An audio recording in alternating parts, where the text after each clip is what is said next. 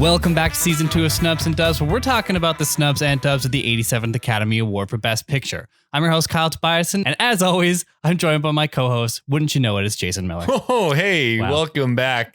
Me and you. Yes. And you. And to Boomafoo. I wasn't even thinking about that. Really? Well, what a great show. Yeah, I know, right? What an informative. Scrap this.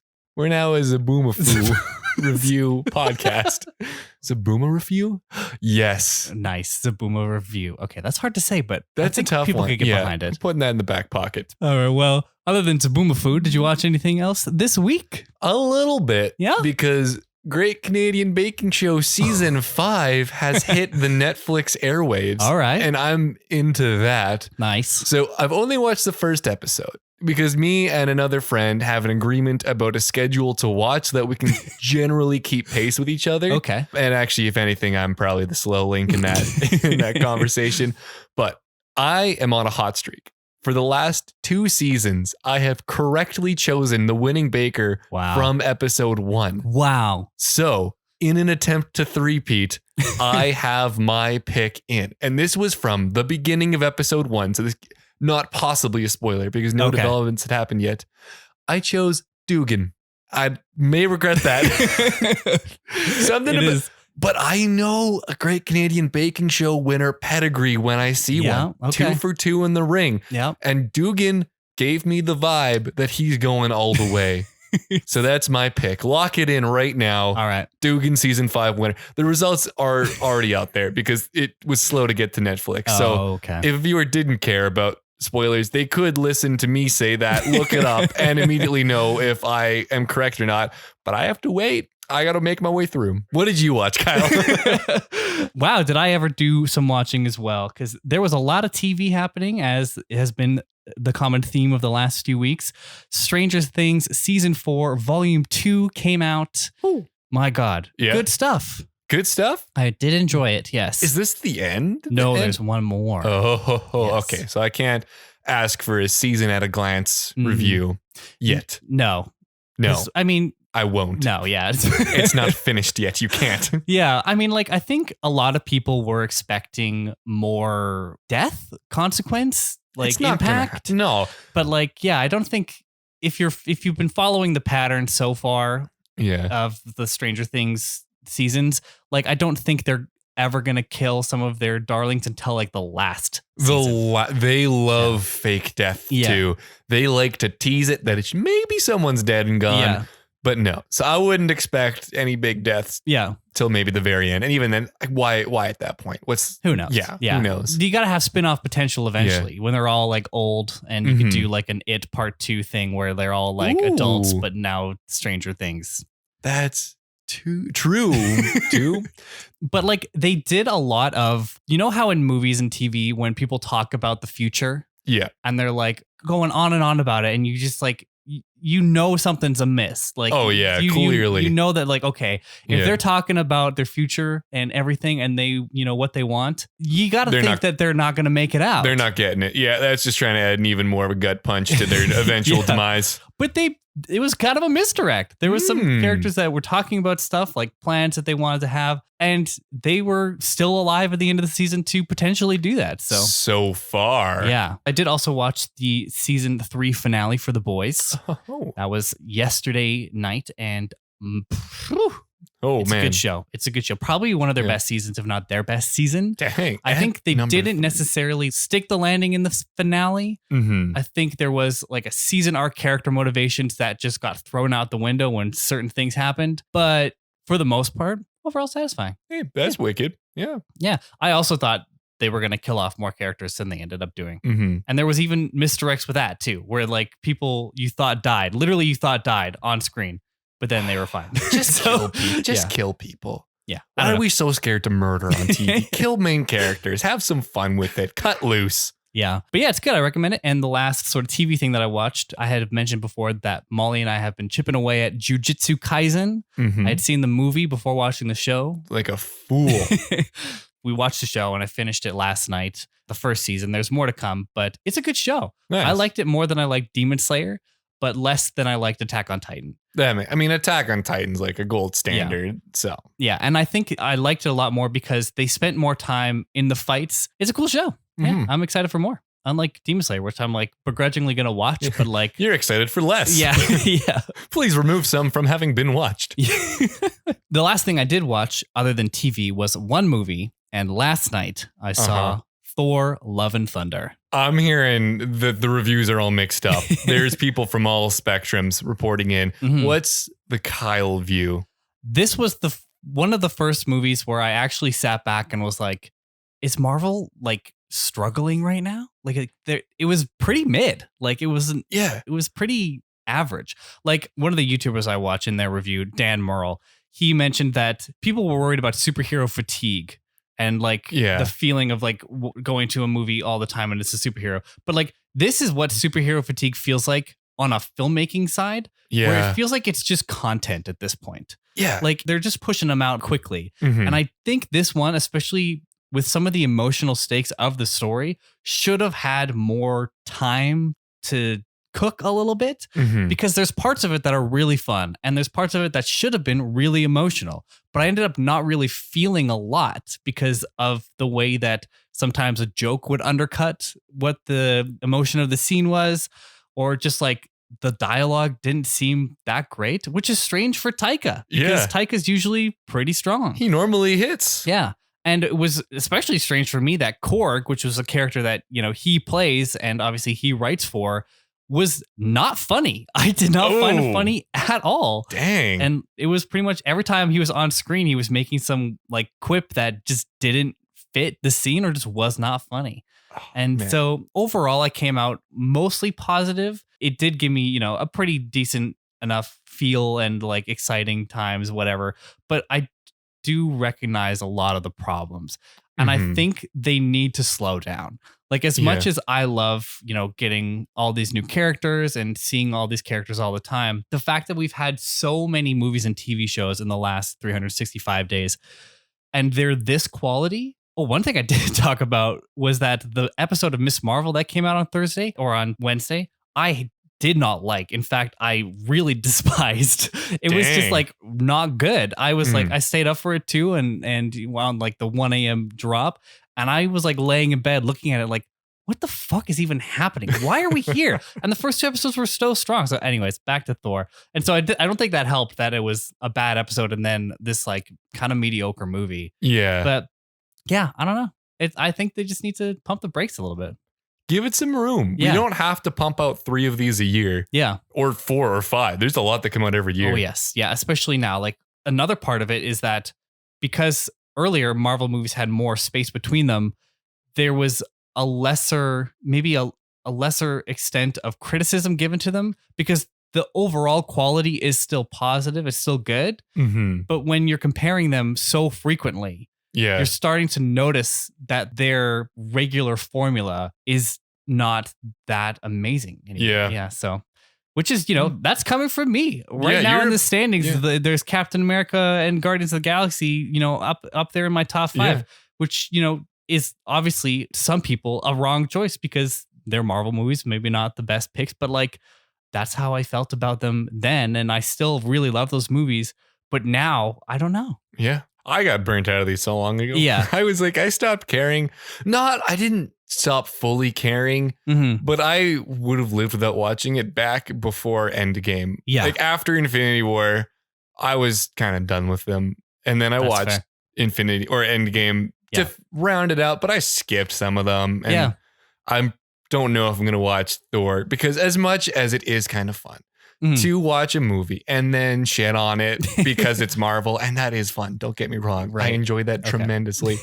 I don't know if that's worth it. Yeah. And also a bad reason to do something is just to dislike it because that's not going to give it a fair chance. Yeah. And I haven't found any of them to be that memorable since Endgame. Yeah. Like the Spider-Man movies have been okay. Like No Way Home was good. And I think it was memorable because of the nostalgia factors that it had in it. Yeah. Like the rest of the movie outside of Tobey Maguire and Andrew Garfield, I don't really remember that much.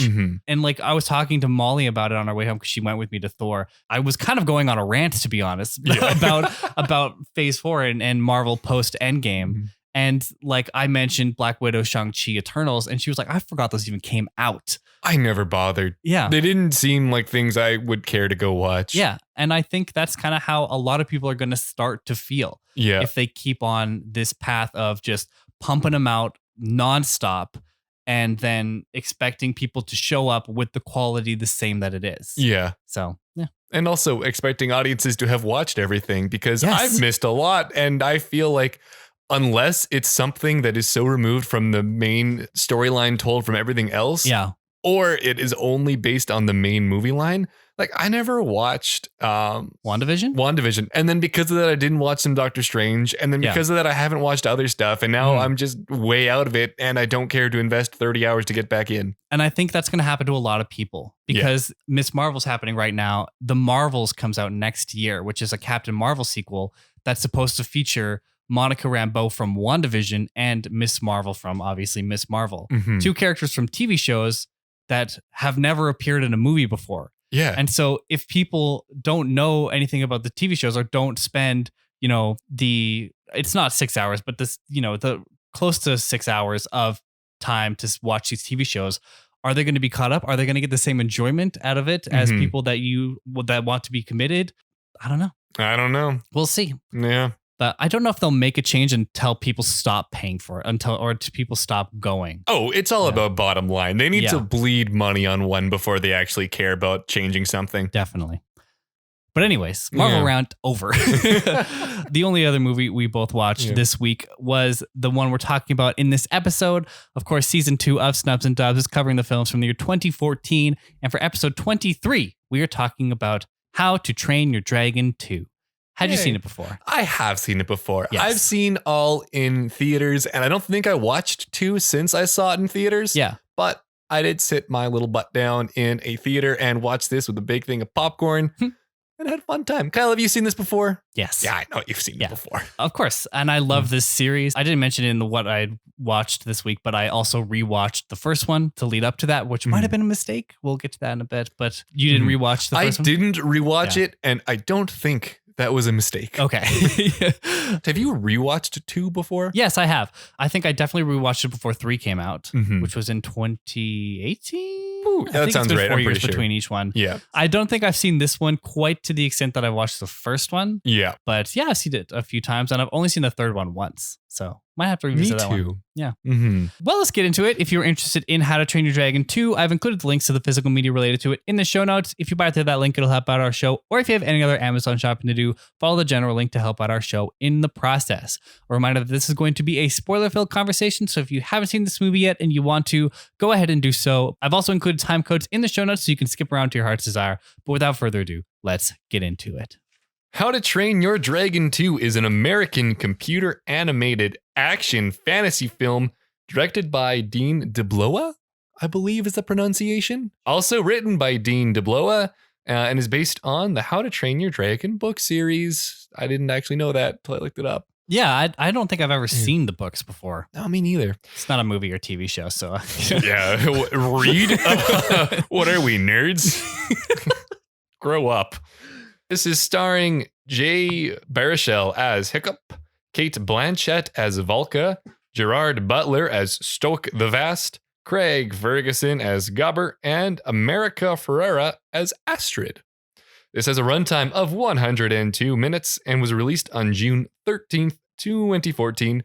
Kyle, what do you think about How to Train Your Dragon 2? It's good. It's good. I like it. Yeah. This actually, on a rewatch, I didn't think it was as strong as maybe the first time when I saw it in theaters. Yeah. This is a good movie, in my opinion, to watch once in theaters, have a good time with it, and then maybe don't think too hard about it afterwards. I had the same experience. Yeah. I have rewatched this a few times, but I do agree that I don't think this is one that is the most worth revisiting of the series. Like when you compare to the series, it's probably the weakest. I haven't rewatched 3 in a while. Story-wise, I do believe it's probably the weakest. But like still, it is a really good movie. It's just like comparing to the other 2 really quality movies, especially the first one, which obviously holds like a special place. It's not as strong. And I do think I hurt myself by rewatching the first one because I love the first one, and I don't think I will ever not love the first one. Because it is one of the best computer animated movies of all time. Yeah. So then I watched that one and then this one, and I could just kind of see the quality dip in story. Obviously, the animation is a bit of a step up, and it's beautiful. But I felt that the characters just were a little bit stranger in this one. This seemed like a little aside from what could have been a main story. Like you tighten this up, shorten it, and it's a good like TV show or 2-episode TV show run because no one really has much of an arc. They introduce the mom, which is something, but like it doesn't go crazy giving anyone like a particularly powerful story, really. Yeah. It's just kind of builds on where things were. And at the end, you've just lost a dad and gained a mom, but like otherwise everyone's the same. Pretty much, yeah. I mean, Toothless is more badass now. More I guess, control. yeah. But like, I don't know. I do think they benefited from jumping ahead in time to see like how things established once the dragons became more integrated. Very agree. But yeah, I think character wise, it wasn't the strongest of the group. Yeah. Do you want to give it a little plot? I'm going to read straight through this plot. If you don't need the refresher, you can skip right to the discussion by following the time codes in the show notes. But here's How to Train Your Dragon 2. 5 years after the Viking villagers of Berk and the dragons made peace, they live together in harmony. Hiccup and his dragon Toothless, the Night Fury, discover and map unexplored lands. Now 20 years old, Hiccup is being pressured by his father, Stoic the Vast, to succeed him as the chieftain, although Hiccup feels unsure he is ready. While investigating a burnt forest, Hiccup and Astrid discover the remains of a fort encased in ice and meet a group of dragon trappers. Their leader, Eret, attempts to capture their dragons for their employer, Drago Bloodfist, who plots to capture and enslave all dragons into becoming his soldiers. Hiccup and Astrid escape and warn Stoic about Drago. Stoic fortifies Berk to prepare for battle. Hiccup, however, refuses to believe war is inevitable and flies off to talk to Drago. Stoic stops him, explaining that once he met Drago at the gathering of chieftains, where Drago had offered them protection from dragons if they pledged to serve him. When they laughed it off as a joke, he and his dragons attacked them, with Stoic being the sole survivor. Undeterred, Hiccup flies off with Toothless in search of Drago to try and reason with him. They instead meet a mysterious dragon rider who is revealed to be Hiccup's long-lost mother, Valka. She explains that she, like her son, could not bring herself to kill dragons. After being carried off during a dragon raid, she spent 20 years rescuing dragons from Drago and bringing them to an island nest created out of ice by a gigantic ice-spewing alpha dragon called the Bewilderbeast, which is able to control smaller dragons by emitting hypnotic sound waves. Stoic and his lieutenant Gobber track Hiccup to the nest, where Stoic discovers his wife is alive. Meanwhile, Astrid and the other riders force Eret to lead them to Drago, who captures them and their dragons, and, learning of Berk's dragons, sends his armada to attack the dragon nest. He also attempts to have Eret executed, but Astrid's dragon, Stormfly, saves him. A grateful Eret later helps her and the others escape. At the nest, a battle ensues between the dragon riders, Valka's dragons, and Drago's armada, during which Drago reveals he has his own Bewilderbeast to challenge the Alpha. The two colossal dragons fight, ending with Drago's Bewilderbeast killing its rival and becoming the new Alpha. Drago's Bewilderbeast seizes control of all the adult dragons. Hiccup tries to pursue Drago to end the violence, but Drago orders his Bewilderbeast to have Toothless kill him. The hypnotized Toothless fires a plasma bolt towards Hiccup, but Stoic pushes him out of the way and is killed instead. The Bewilderbeast momentarily relinquishes control of Toothless, but Hiccup drives Toothless away in a fit of despair over his father's death. Drago maroons Hiccup and the others on the island and rides Toothless, again under the control of the Bewilderbeast, to lead his army to conquer Berk. Stoic is given a Viking funeral, and Hiccup, now having lost both his father and dragon, is unsure what to do. Valka encouragingly tells him he alone can unite humans and dragons. Inspired by her words and his father's, Hiccup and his allies return to Berk to stop Drago by riding the baby dragons, which are immune to the Bewilderbeast's control. Back at Berk, they find that Drago has attacked the village and taken control of its dragons. With a heartfelt apology, Hiccup frees Toothless from the Bewilderbeast's control, much to Drago's surprise. Hiccup and Toothless confront Drago, but the Bewilderbeast encases them in ice. However, Toothless blasts away the ice and enters a glowing, superpowered state, enraged that the Bewilderbeast tried to hurt Hiccup. Toothless then challenges the Bewilderbeast to protect his rider, shooting it in the face repeatedly, which breaks its control over the other dragons who side with Toothless as the new Alpha. All the dragons repeatedly fire at the bewilderbeast until Toothless fires a final massive blast, breaking its left tusk. Defeated, the bewilderbeast retreats with Drago on his back. The Vikings and dragons celebrate their victory, and Hiccup is made chieftain of Berk, while all the dragons from both Berk and Valka Sanctuary bow before Toothless as their new king. Afterwards, Berk undergoes repairs, with Hiccup feeling certain that its dragons can defend it. But that's How to Train Dragon 2. Wow. I think what stood out the most to me about this movie is it has a weird reversal of morals, because throughout the movie, it's like, no, I can talk to him. I can convince him that dragons and people are good. Yeah. And then in the end, he wins by beating the shit out of his alpha dragon and essentially either killing or exiling Drago. Like he never gets convinced of anything. If anything, Hiccup's his optimistic ideals of what can be accomplished through a good conversation between friends completely overturned. It's like, oh, no, violence is the answer to this one, actually. Now you're the chief. Yeah, and I think that is kind of the point of the movie in a weird sense, because like the first movie was all about Hiccup trying to convince everybody that dragons were good and can be partners to people. Mm-hmm. But that also is solved through violence in the end, because they go to the nest and Hiccup and the other riders eventually defeat the big massive dragon by blasting its wings and making it crash. And so all of Hiccup's efforts are resolved by violence. So it does seem weird that in this state, he thinks that he can convince somebody by just talking to them, when that's never happened. Yeah. Even though he has convinced his father, he convinced him through action. Also, someone very predisposed to already loving him since it's his father. Yeah.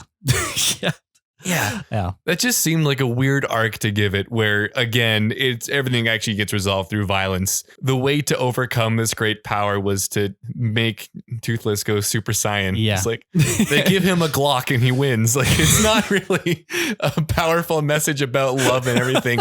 The only thing that really happens is the power of friendship breaks the like alpha control over Toothless. But you knew that was going to happen. Definitely. This isn't something special. Yeah. Well, yeah. And I think that's what he wanted to show Drago. But obviously he couldn't show that unless something like this happened. Because what are you going to show?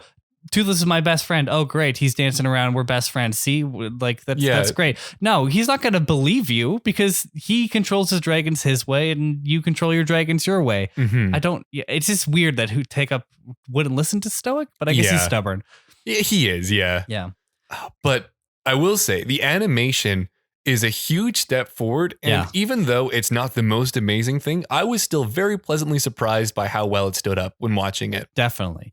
The one thing that I also was kind of weirded out by was some of the dialogue is so strange, especially Astrid's. Yeah. I don't know if it was like her voice actress or if it was just the dialogue herself, but like something felt odd about her. Even in that first scene when they're like sitting and chatting about how Stoic wants Hiccup to become the chieftain. And like she's like doing weird mannerisms. I don't know. It just felt weird. It didn't seem like they knew what to do with her. Definitely and she only existed to further plot, but they did that in a way that didn't make sense to her character at all. Yeah. Like that exchange when Hiccup's describing how Stoic asked him to be the chief. Yeah. That was just a weird conversation. And it's very early in and it kind of like throws you out of the characters a little bit. Yeah. Because even though like it kind of seems like something Hiccup would do, I just found it was an annoying way to do exposition. Yeah. It was too meta. Yeah. Also, the line at the end, the choice that was probably directed to him, but the way that Baruchel says, "Our dragons," I'm like, oh God, that was not fine. I didn't like that delivery at all. Oh, that one seemed like he was contracted to do that. That was not a dealer's choice. What did you think of the scene when Stoic meets the mother? Because I think that's my favorite scene of the movie. I think that was really well done. And I thought it was a weird thing to do to bring the mom back, but the way that mom and Stoic work together makes it all worthwhile. That is such a sweet way to have that relationship. I really liked it. Yeah, I got more emotional at their meet again than when Stoic dies. Me too. Because it is just really sweet to have this reunion. And even though, you know, she's like upset or like thinks he's going to be upset because she was alive and she never came back. And just like the way that he walks right up to her and, you know, his line is great. But yeah, and Stoic's death is like sad, but I don't know it didn't have the same impact that I thought it might. Maybe it was this time. I feel like I was more impacted by it in the theater and maybe on the first couple times that I watched it because I wasn't expecting it. But yeah. I really like how respectful they show Stoic being to Valka. I think is her name. That's her name. Yeah. I thought that was sweet. I also agree the death didn't carry much weight, and I think it was done in such a cliched way that it wasn't really that impactful, where he literally jumps in front of a bullet for his son. Yeah. When that you kind of expect that someone is going to take that bullet because Toothless is going to shoot him. So it didn't have much impact. I think they could have put more care in to have a more fitting death for Stoic than what happened. Mm-hmm. But yeah. I mean, it is interesting that they chose to make Toothless do it because that's something that is like challenging and that you don't see in a lot of kids movies where, a main character, a character you're supposed to love is responsible for the death of another main character that you're supposed to love. And while it was under mind control and you can just easily talk that away as it wasn't his fault because he was being manipulated and controlled into doing it, it is still like, oh shit, Toothless was the one that killed him. And you can see that it would piss off Hiccup for a second. Yeah. But not to the extent that you would think that he would tell him to go away. I didn't get that. I didn't get that either. It wasn't needed at all. No. Toothless could have just left. Yeah. And Hiccup could have just been mourning his dad and it would have been fine. Yeah. And Hiccup knows that he was being controlled. Yeah. He, over anybody, should know that this was in his nature and it was not his fault. Yeah. I get that you're upset, but Toothless did not want to do that. Yeah. And you know that. So what? I don't know. But he just had to get Toothless away to go with Drago for a bit so that they could ride the baby dragons back. And that was also really quickly resolved. The fact that they had to leave the island and then they were there. But yeah. Yeah, they could have added more stress by making the situation seem more dire of not being able to get off the island until they remember the baby dragons. That is solved very quickly, but I don't know. I never had a huge issue with pacing overall because it's like a pretty decently written, like in terms of like how it's paced and from event to event. I didn't really have an issue with it, so I don't hate it. Yeah. It wasn't one that I'll really take away from it as far as like the writing and emotional moments weren't as strong is more of an issue. Yeah. But like overall, it is still like a really great movie. I think we've just been picking out the points that we don't like because they're easier to identify. But yeah, like we've mentioned, the animation is beautiful. I do think that it does have some really good, well-written moments. I do like Hiccup and Valka just like hanging out. Yeah, and sort that's of like really sweet. Having that relationship develop and her like them learning from each other about dragons and like rekindling that relationship. Eret and that crew was fine. They were fine. It's just like a small subplot for comic relief and it works. And that group is like so high profile casting. Yeah. Like cause Kit Harington is Eret. Yeah. And then you have like Kristen Wiig, Jonah Hill, JT Miller, who, he's got some weird shit going on. But I don't remember his name, but McLovin.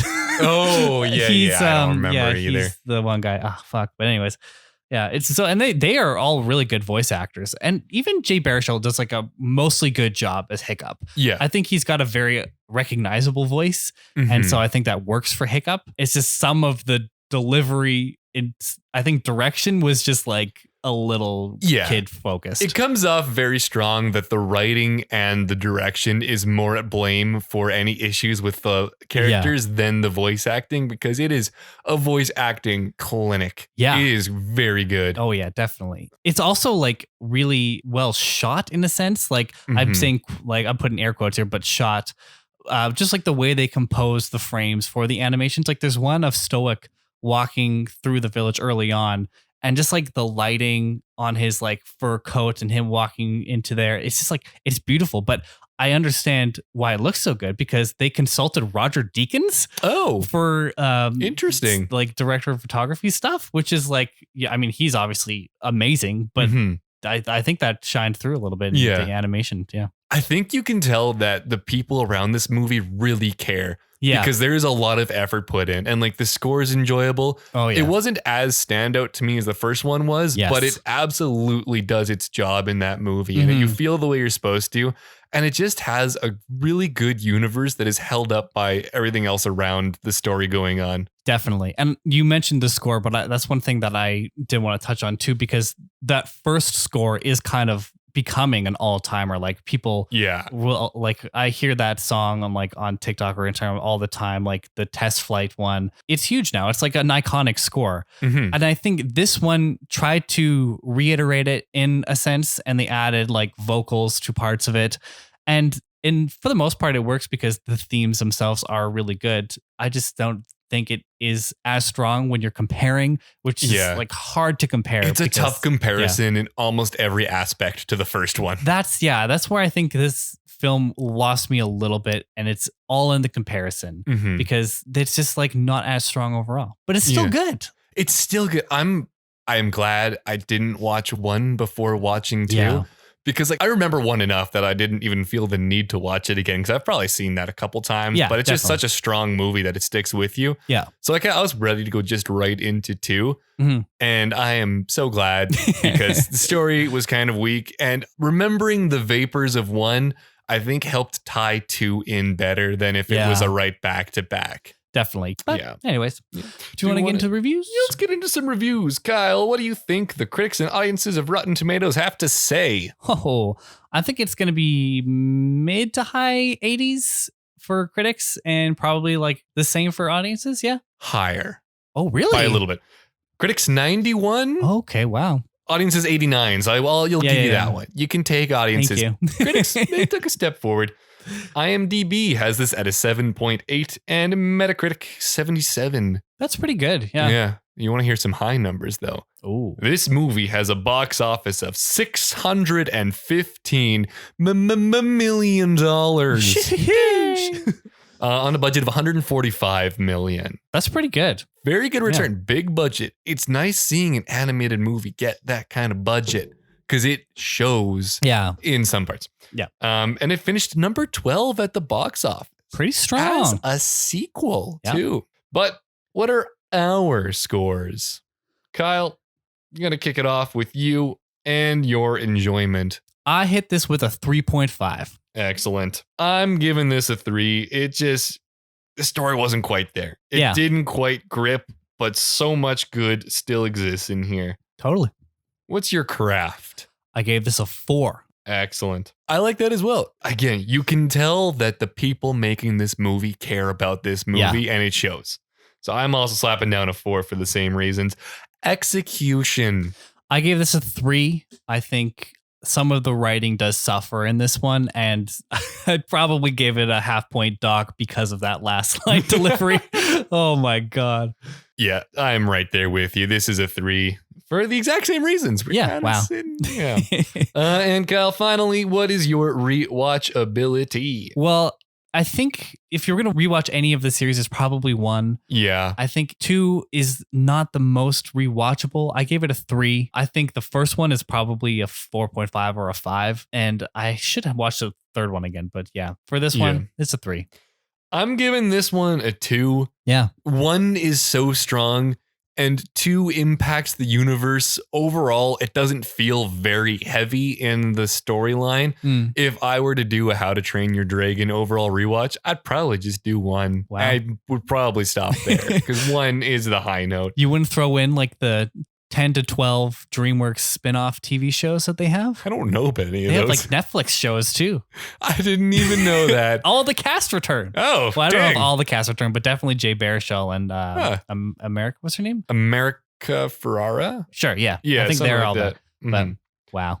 Yeah, I didn't know about that. I mean, I'm not so invested in the universe that I'm going to watch all the spin-offs. I just like number 1. Yeah. Well, at the end of the score phase, you have given this a 13.5 out of 20 for a 68%, and I have given this a 12 out of 20 for a 60%. Wow. Yeah. That's a sequel for you. Now it's time for ranking. Kyle, would you like your movies? Sure. Hit me with my movies. All right. Top to bottom, Whiplash, Grand Budapest, Paddington, Captain America, Guardians, Dawn, Interstellar, Chief. Oh, Chef. What am I talking about? Hiccup's the chief, not Jon Favreau. Then it's Gone Girl, Nightcrawler, Under the Skin, Lego, Selma, John Wick, What We Do in the Shadows, Boyhood, Snowpiercer, Babadook, Imitation Game, Big Hero 6, Foxcatcher, American Sniper, The Theory of Everything. Where is How to Train Your Dragon? Dosey Dose. Coming into this season, I thought that I liked this one more than Lego. but I don't. It is my new number 17, Under Boyhood over Snowpiercer. Oh, you know what? I like betting where you're putting stuff, and I was right in the zone. Nice. For mine, I have top to bottom Grand Budapest, Whiplash, Paddington, Dawn, Interstellar, Gone Girl, Nightcrawler, John Wick, Selma, Guardians, What We Do in the Shadows, Under the Skin, Chef, Lego, Babadook, Captain America, Snowpiercer, Boyhood, Big Hero 6, The 3D Everything, Imitation Game, Foxcatcher, American Sniper. This is my new number 18. Above Boyhood, below Snowpiercer. So like similar. We're on both the same dancing around the Boyhood Snowpiercer range. Oh god, that's gonna bring us to fun Letterboxd reviews. This has a score of 3.6 out of 5 on Letterboxd, and there were a couple Letterboxd reviews that I'd qualify as fun. First one, Matt Lynch, 2.5 stars. Viking Pokemon. I'm glad that was the main takeaway. Yeah.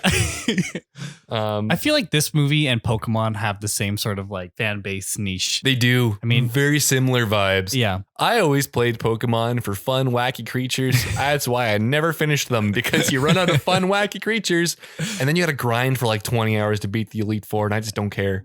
They can stay the Elite Four. I don't need that validation. I got my friends now. Yeah. I think my sister is like the embodiment of that, because she literally loves Pokemon and How to Train Your Dragon series. Literally has tattoos of both. She does. Oh, yeah. So, yeah. Big fan. Muy Fuego, 0.5 stars. Solid sequel. That would just caught me for how that does not match at all. Yeah. Terrible score. Great movie. Parker, 1.5 stars. The film hums along the same emotional register for the entire 100 minutes. It's almost impressively stale. I felt nothing. It's not even like it took feelings away from me. This is like getting Novocaine injected straight into my amygdala. It's also extremely ugly and mixed like an ASMR stream.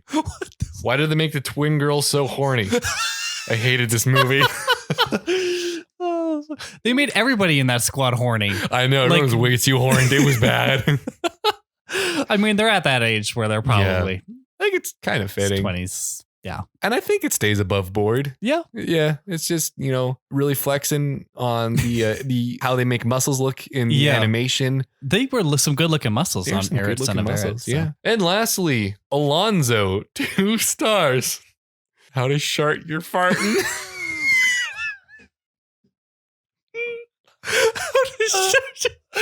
How to shart your fart? Not even a 2. You didn't even bother. Dude, you could have put the home run. How to start your farting poo. Number 2. Or how to shart your fart. How to shart your farting poo is exactly the penultimate version of that. You fell short, Alonzo. Oh, God, but you were so close to greatness. That was my fun Letterboxd time. Good times. Award details. Kyle, are you aware of any awards this may have been nominated for at the Oscars? At least one. At least one. Probably just one. It is just one. Okay. It's Best Animated Feature. Yeah. How many do you think it won? None. Correct.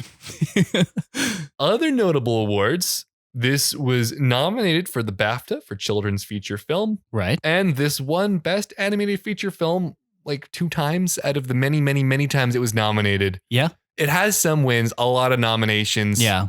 I think the critics are all on the same page. It was good, not great. Yeah. I think it won the Annie Award. It did win the Annie Award. Yeah. But I can't remember the other one it won. It was wow.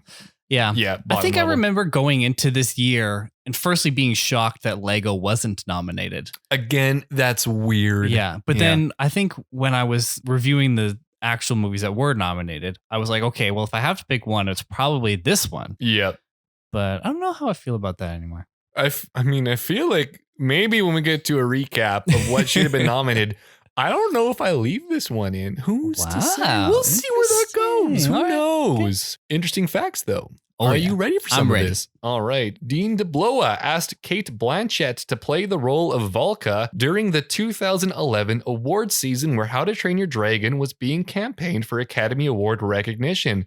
A quote, I told her that I had written the part for her in How to Train Your Dragon 2, and she smiled, saying that the original movie was a big hit in her household with her 3 boys. I told her about the character, and I could see it blossoming in her mind.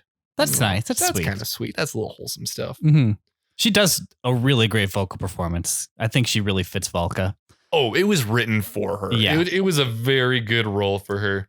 Djimon Hounsou would often do vocal exercises to prepare for his voice acting. One of those was a loud, terrible scream. DeBlois liked it so much that he decided to use it as Drago's cry to summon his dragons. That was a weird vocal warm-up. Yeah. That's kind of fun. Interesting, though. Yeah. He's got a great voice. He does. And he's in so much stuff. I mean, even in this year, he was in Guardians of the Galaxy. Yeah. So, wow. I really like him. Busy man. All right, this is a long one.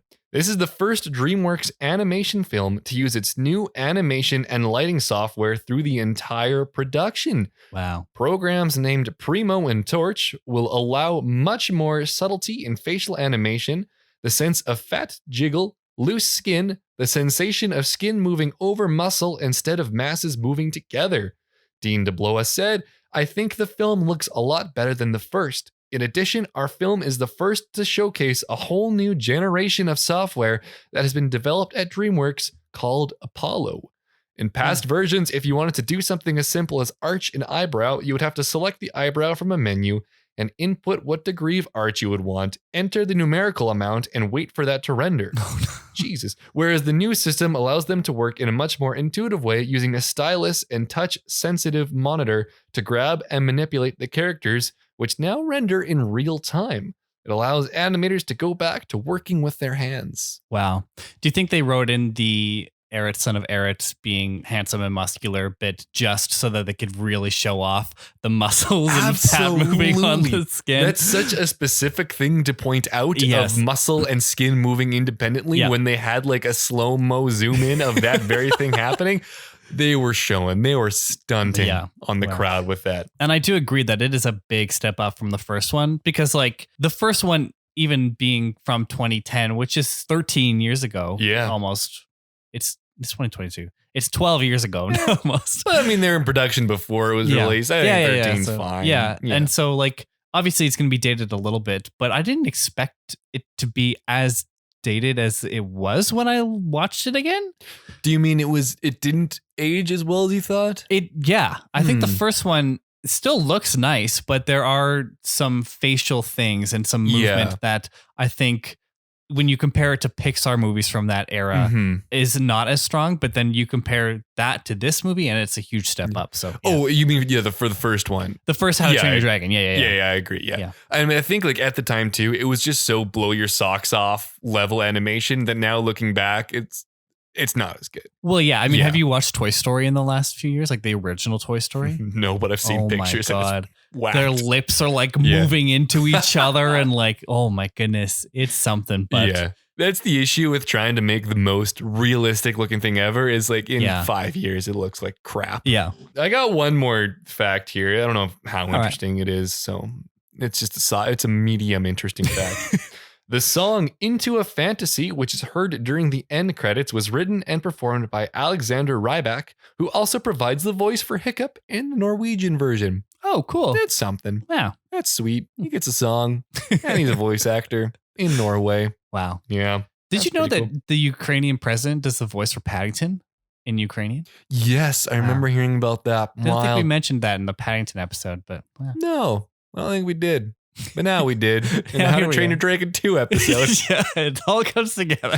Full circle. Yeah. Kyle, is there anything else you'd like to leave us with for How to Train Your Dragon 2? No, I think it's a good time. Not as strong as the first one, but I would recommend it to people. And obviously, if you love this series, you probably love this one too. And there's nothing wrong with that. So, yeah, I think it's overall fine movie with some strong points and in a good series. So it's fine. Yeah. It's good. Well, I want to thank you all for listening to season 2, episode 23 of Snubs and Dubs. As always, you can find us everywhere on social media at Snubs and Dubs. That's on Instagram, Twitter, Facebook, Letterboxd, etc. We're also on Good Pods, so make sure to check us out there and join our official Discord. We love to hear your guys' thoughts on this film or on this episode, so please send us a tweet or a message with a question, recommendation, or anything else. I'm also at Kyle Tobias on Twitter, and Jason is at Windy_Mills. Of course, all of those links will be in the show notes. Make sure to leave a 5-star review, share the show to everyone you know, and check back next week for another episode. Here's a sneak peek of the film we're going to talk about. What day is it? Judgment Day. You just came in with the fresh recruits. This is not the end. The invasion will fail, along with every soldier you are sending. We lose This is not everything. the end. Come find me when you wake up. That's right. Next time we're talking about Edge of Tomorrow. It's going to be the last non-Best Picture nominee or Best Picture winner that we're talking about. It's the last movie before Best Picture, guys. Yeah. Yeah. Wow. It's that one. That we're going to talk about. That one. You know, it's that one. So make sure to watch it before next episode. I can't wait for you guys to hear it. Thanks for listening. That's a wrap. Bye. Bye for now.